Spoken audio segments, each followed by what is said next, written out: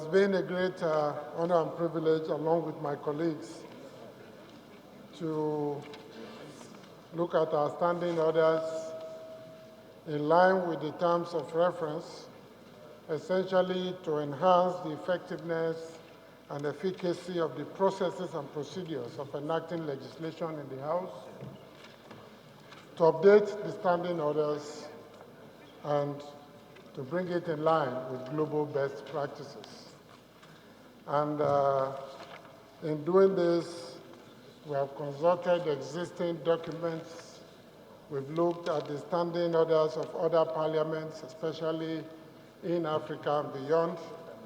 And we've also consulted with some former members of the House who, on reflection, had a lot to offer. We received memoranda from other colleagues as well. If you look at the document before you, you will see a column for existing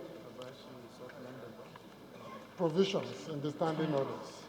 And the next column, where applicable, represents the recommendations that we have made to make our standing orders up to date, more effective, more efficient, and more able to guide us in making legislation for the country.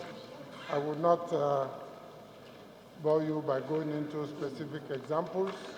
The document is before you, and I want to move that we consider the document as presented. Honorable Julius, what's the amendment of the para page? Mr. Speaker, Honorable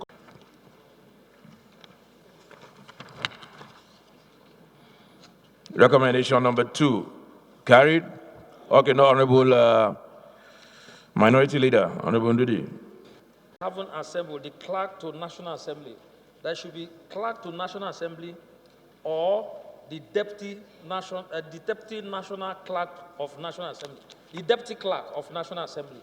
The reason is because often and on, we find ourselves sitting the whole day waiting for the clerk to have finished from Senate before coming here to inaugurate the members. And I'm of the opinion that since there is a provision for deputy clerk of National Assembly, it should be inserted here, so that instead of us waiting for Senate to finish, the deputy clerk should be able to inaugurate the House of Reps while they are doing Senate simultaneously. The election. Wherever we have the clerk for the purpose of inaugurating members, wherever we have the clerk, we should also say, or deputy clerk of National Assembly. Mr. Chairman. The election. Yes, I agree with you about the deputy clerk anywhere you find the clerk. But when it comes to the election itself, I think the Constitution, Clerk, do you have the Constitution? Does anybody have it? Can anybody read the provision of the Constitution if I'm correct?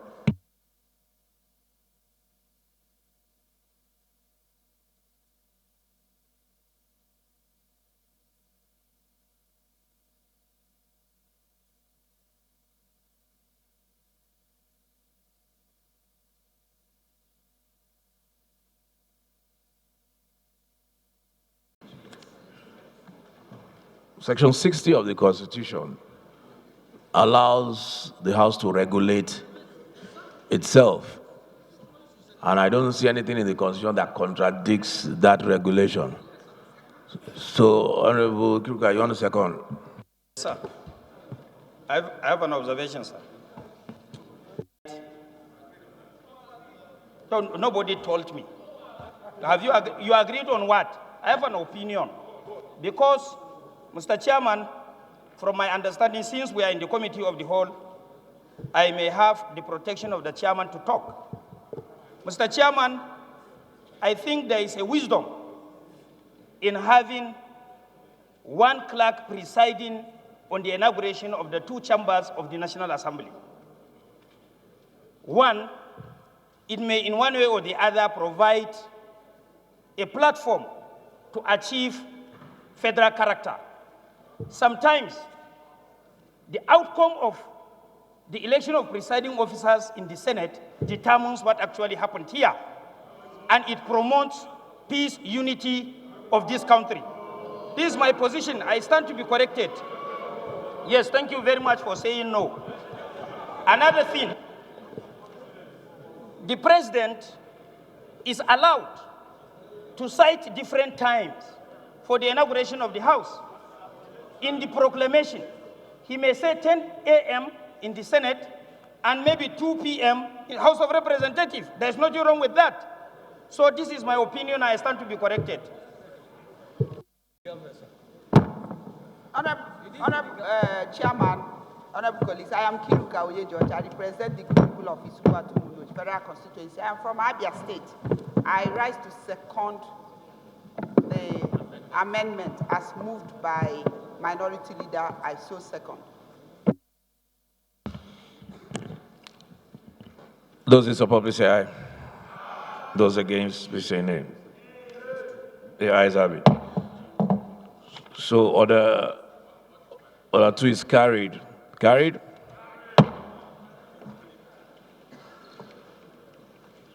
Three, carried. Okay, second amendment, carried. Okay, Honorable Side. Thank you. Election of presiding officers. That is 3 sub 2. It says voting shall be conducted by the clerk. But the original one says voting by secret ballot. Mr. Speaker, why I raise the issue is simple. Now we are giving a lot of discretionary power to the clerk to decide the pattern of voting.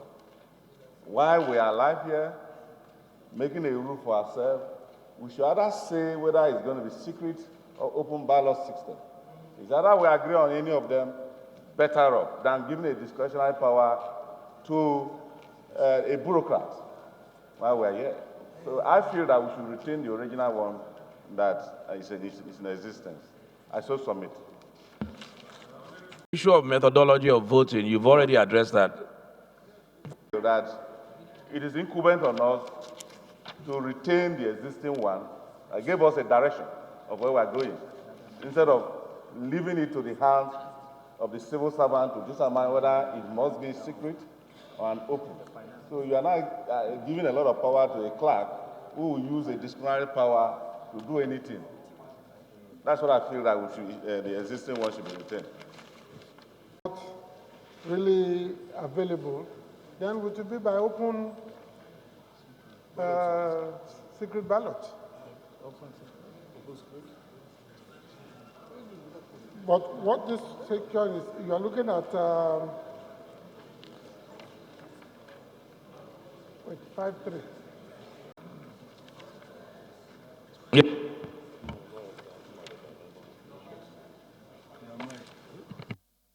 The original rule that we have specified secret ballot. Now the new amendment being brought is specifying open ballot by a member standing up to announce whom he or she is voting for. That's every member voting. Every member voting shall name clearly the candidate of his choice. This is it. That's what this rule is saying. That's what the amendment is saying. That's the way I... Conducting the election, the direction on what step he should take at that particular point in time, he will divide the House. Division and tell us division will take place, then the next item is the election. And the election is defined, members voting shall name clearly the candidate of their choice at that particular point. Mr. A should go to this side. Those that are going to Mr. B should go to this side. And in the process, they tell us, those who propose and seconded will take the count for the voting. That is what it means. Division is open. I understand, and in the open, the candidate of his choice. Just add and in the open.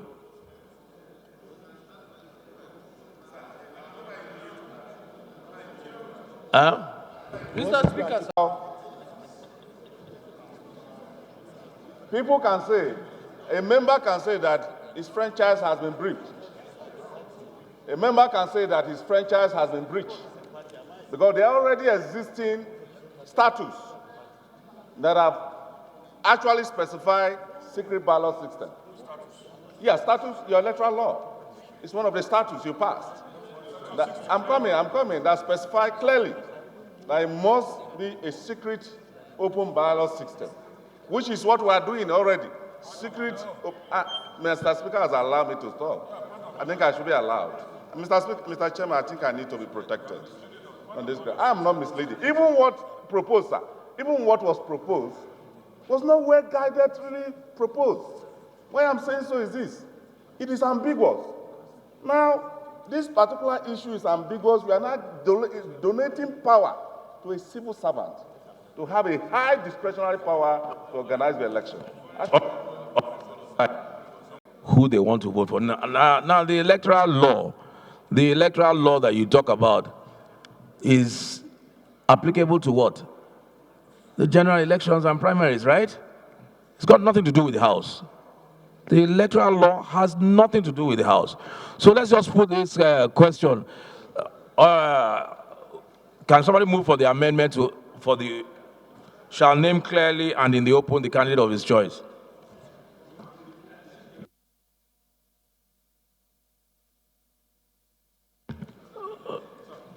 We have 3-1, which says by electronic voting, or, so what he's trying to say is that we should make it definite, if I understand it, that rather than giving him discretion to use either of the two. But for me, either electronic or me standing up to say is open. The two are the same. Yes. Voting by secret ballot, which shall be conducted by the clerks at table, using the list of the members elect of the House, who shall each be given a ballot paper to cast his votes with the proposer and seconder and as tellers. I think we should delete that completely. Oh, it's been deleted. Okay. Sorry. Thank you.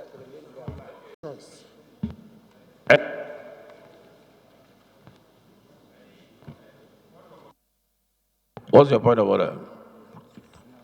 Very well, sir. When 2 or more members elect are nominated and seconded as Speaker, and where the 2 or more accept, the election shall be conducted as follows. Electronic voting, and then that's number 1. Then the third item says every member shall, I think that 3-2 should come forward before 1.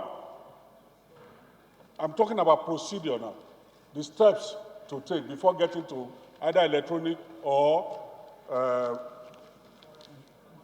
the voting. The procedure itself. Then division, then voting. You can't vote, you can't start voting without division. Since the rule says you divide the House first, then you vote. In the process of voting, some people may abstain. You won't know. No, sir. You have to divide the House first. Sir, it's the process. Is inclined to agree that you have to divide before you start voting. You can't start voting procedure and then now divide the House. Honorable. Confusion or not clear what happens, then it calls for division. So you can't, if you divide the House, you don't vote it. When you call, if you're maintaining what you are saying by openly saying, and the teller say, no, we don't agree, then you divide the House. You don't divide the House first. What I'm saying is that you do your voting, then if at the counting and teller say that it's okay, divide the House for clarity. Is that not that normal convention? Agree. So are we going to amend that fundamental norms? The ayes have it. So 3 is carried. Before we carry, what?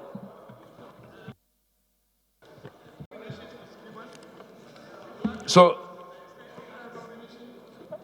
Let's make progress. 3, carried.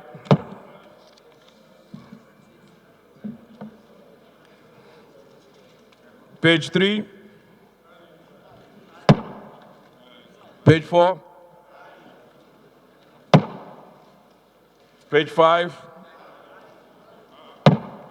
Page 6. Page 7. There is no observation in the rules. Page 8. Page 9. Page 10. Page 11. Page 12. Page 13. Page 14. Page 16.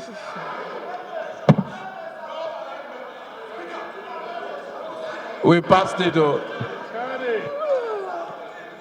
15. What's your amendment? What's your amendment, Luke? Thank you very much, Mr. Speaker. The chairman, sir. Mr. Chairman, Rule 6, that's rules of debate.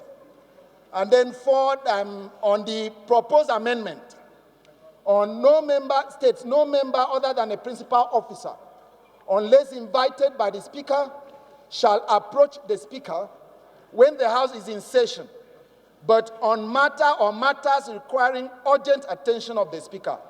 It may be communicated through the Chief Whip. I beg to add, and the Minority Whip. The Chief Whip and the Minority Whip, sir. In the spirit of joint task. In the spirit of joint task.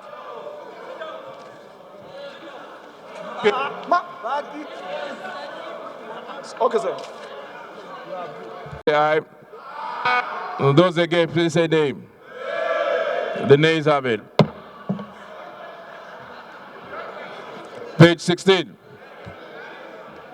Page 17. Page 18. Page 19. Page 20. Page 21. Page 22. Page 23. Page 24. 25. 26. Page 27. Page 28. Amendment. Page 20, Dr. Salame.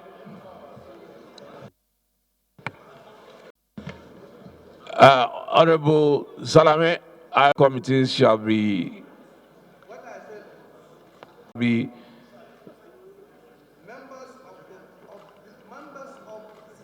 standing committee. You want us to add the word standing? You want us to add the word standing? Those any second that to that, please. Honorable. Second the amendment as moved by Honorable Salame. I saw second. Thank you. I think what Honorable Salame was saying is that if you leave it at without adding the word standing, that means the select committee will be appointing ad hoc, will be appointing all committees. Anyway, let's put the question. Those in support, please say aye. Those against, please say nay. The nays have it. Point of order, Mr. Speaker. It's 2, sir. Yes, it's a relationship with the judiciary. Mr. Speaker, it has to do with suspension of members, maybe because I have been a victim of that. What page? Page 17. It is in your own interest. It is in your own interest.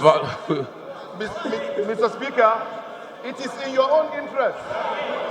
Mr. Speaker, the court has severally ruled. The court has severally ruled that it is unconstitutional to suspend any member from the parliament.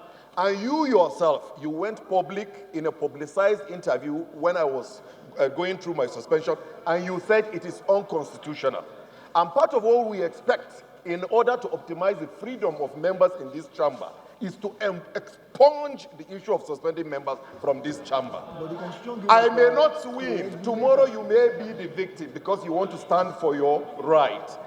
I want to be put in record that this thing is not in tandem with our rules. The judiciary have ruled that it is unconstitutional and we should sustain it. Thank you very much. Yes. Mr. Speaker, the court did not rule that we don't have power to suspend. The court only mentioned that the House can only suspend people in 14 days. Read. Now, one, the Powers and Privileges Act specifies suspension. That is the law signed by Mr. President. But what the court is limiting the National Assembly to do is limiting them to within the period of 14 days. That you cannot go more than 2 weeks.